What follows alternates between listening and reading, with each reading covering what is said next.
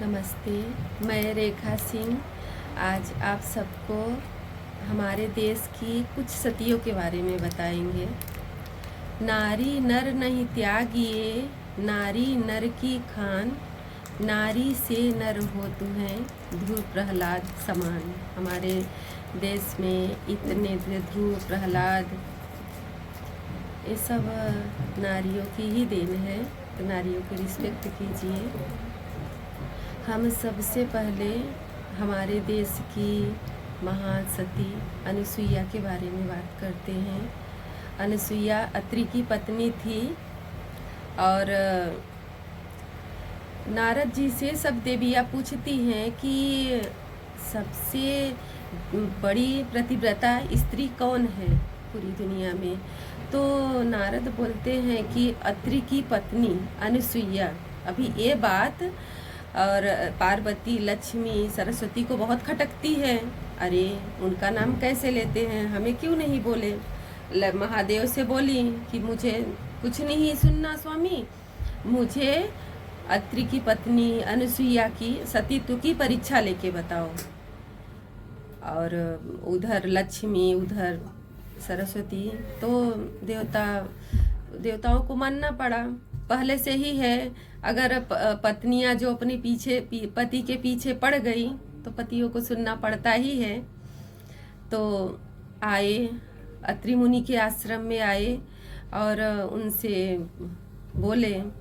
साधु के भेष में तीनों लोग थे और जब भी भिक्षा देने के लिए निकली तो बोले नहीं, मुझे भीख नहीं चाहिए, मुझे कुछ और चाहिए। तो बोली कि हाँ मुनिवर बताइए आपको क्या चाहिए। तो बोलते हैं कि हमें दूध पिलाओ, जैसे छोटी माँ, जैसे छोटे बच्चों को माँ दूध पिलाती है। इस पर अनुसुईया बहुत क्रोधित होती हैं। इतने बड़े होकर के लोग इसे एक मुनि की पत्नी को के साथ मतलब इस तरह से कैसे बोल सकते हैं। फिर वो प्रतिव्रता स्त्री थी, वो ध्यान करती हैं तो वो देखती हैं कि ये तो ब्रह्मा विष्णु महेश त्रिलोकीनाथ हैं, हमारे दरवाजे पर ब्राह्मण के रूप में आए हैं। तो वो कमंडल से जल निकालती हैं और मारती हैं तीनों लोग के ऊपर कि अगर हमने अपने पति का सच्चे मन से सेवा की है तो उनके चरणों का स्मरण करके मारती हैं और तीनों लोग बच्चे बन जाते हैं, पालला में डाल देती हैं। माता अनुसुईया ने डाल दियो पालना, झूल रहे तीनों देव बन करके लालना। माता अनुसुईया ने डाल दियो पालना, झूल रहे तीनों देव बन करके लालना। मारे खुशी के माता फूली न समाती, गोदी में लेती कभी झूला झूलाती। कौन करे आज मेरे भाग्य की सराहना, अरे मेरे भाग्य की सराहना करो। तीनों लोग, मेरे तीनों लोग के मालिक ब्रह्मा विष्णु महेश हमारे घर में बच्चे बन के झूला झूल रहे हैं। कौन करे आज मेरे भाग्य की सराहना, झूल रहे तीनों देव बन करके लालना। बहुत टाइम हो जाता है, जब वो नहीं वापस होते हैं तो देवियाँ आती हैं अत्रि मुनि के आश्रम में, अनुसुईया से रिक्वेस्ट करती हैं, माफ़ी मांगती हैं और अपने अपने देव को लेकर के वापस जाती हैं। सीता जी हमारे देश की महान सतियों में, नारियों में है सीता जी। अनुसुईया के आश्रम में आती हैं तो श्री रामचंद्र जी बोलते हैं कि बहुत बड़ी सती हैं सीता, अगर आप कुछ सीख लो इनसे। तो अनुसुईया जी बोलती हैं कि सुनु सीता तव नाम सुमेरी, नारी प्रतिव्रत करही, तो ही प्राण प्रिय राम, कहूँ कथा संसार हित। हे सीता, जो मैं तुम्हें सुनाऊंगी वो कलयुग में नारियां सुन करके प्रतिव्रता व्रत करेंगी। श्री रामचंद्र जी तुम्हारे प्राणों से प्रिय हैं। जब श्री रामचंद्र जी को वनवास होता है तो श्री रामचंद्र जी मना करते हैं सीता को आने के लिए, लेकिन सीता जी नहीं मानती हैं। बोलती हैं कि अरे स्वामी, ये आप कैसे बोल रहे हो, हम कैसे नहीं जाएंगे, क्या कीचड़ में फंसे हुए हाथी को हथिनी क्या साथ छोड़ देती है? वन वृक्ष के गिर जाने पर क्या लता साथ छोड़ देती है? अगर ऐसा नहीं है स्वामी, तो हम आपके साथ वन में चलेंगे और प्रतिव्रता धर्म का पालन करेंगे। सीता जी जाती हैं वनवास में, रावण द्वारा उनका हरण कर लिया जाता है और रावण का ये सोच रहता है कि रावण बोलता है कि कह रावण सुन सुमुखी सयानी, मंदोदरी आदि सब रानी, तब अनुचरी करौ पन मोरा, एक बार विलोक मम ओरा। रावण का सोच रहता है कि सीता जी एक बार मुझे कृपा दृष्टि से देख लेंगी तो मुझे मारने वाला कोई नहीं रहेगा। मंदोदरी है सीता, तुम मुझे सिर्फ एक बार देख लो, मंदोदरी जैसी रानी तुम्हारी दासी बन के रहेंगे। लेकिन सीता जी एक तरफ जमीन में देखती रहती हैं, रावण की तरफ बिल्कुल नहीं देखती हैं। रावण बहुत क्रोधित होता है और तलवार निकालता है। रावण की तलवार का नाम चंद्रहास रहता है। सीता जी बोलती हैं, चंद्रहास हरुमम परितापम, रघुपति विरह अनल संजातम। हे चंद्रहास, तुम मेरे इस दुख को हर लो। यानी सीता जी रावण की तरफ नहीं देखती हैं और मरने के लिए तत्पर हो जाती हैं। तो ऐसी थी हमारे देश की महान स्त्रियां।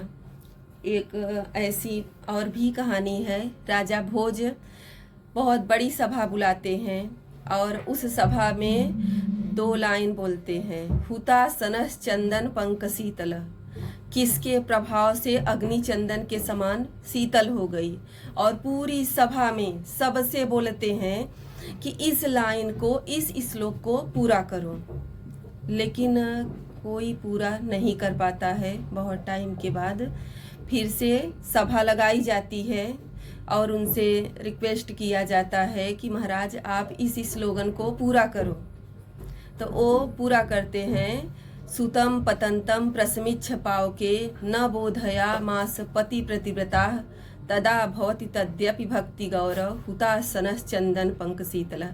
इसका अर्थ है कि एक स्त्री अपने पति को अपने पैरों पर सुलाई हुई रहती है और हमारे गांव में ठंडियों के मौसम में आग जलाई जाती है जिसको कौड़ा बोलते हैं। बहुत सारी लकड़ी रखी जाती है, ऊपरी क्या क्या सब बहुत बड़ा पूरा जलाया जाता है। तो वैसे ही लकड़ियों का बहुत बड़ा कौड़ा जला हुआ था और वो देखती हैं, वो जो पत्नी अपने पति को अपने पैरों पर सुलाई हुई रहती है, वो देखती है कि मेरा बच्चा खेलते खेलते वो अग्नि के पास आ गया और उन्हें ध्यान आता है कि अगर मैं उठती हूँ तो मेरे पति की नींद खुल जाएगी।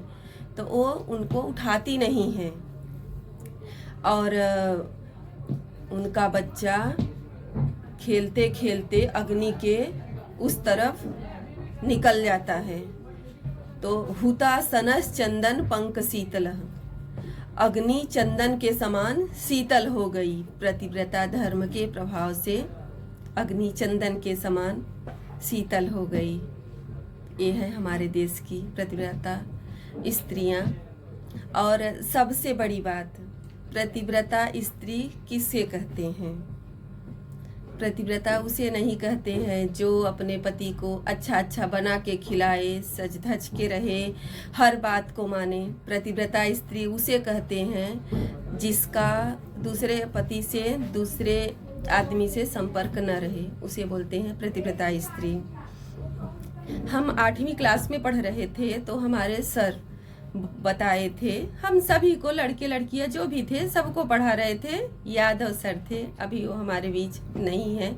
तो वही हमें प्रतिव्रता धर्म की जितनी, ये हमने कोई बुक में नहीं पढ़ा था, ये हम 8वीं क्लास में थे तो हमारे सर बताए थे। बोले कि इंग्लिश, संस्कृत, साइंस ये सब कुछ काम नहीं आएगा, अगर तुम लोग याद करके रखोगे तो लाइफ में ये तुम्हें जरूर काम आएगा। स्लोगन कुछ एक बताए थे, वृत्तम यत्नेन रक्षेत वित्तयेति च याति च, अछिणो वृत्तः छिणो वृत्तस्तु हतो हतः। अपने धन अपने चरित्र की रक्षा प्रयत्न से करना चाहिए। धन आता है और चले जाता है, स्वास्थ्य गया तो समझो कुछ गया, क्योंकि स्वास्थ्य जाता है तो हम थोड़ा कमज़ोर हो जाते हैं।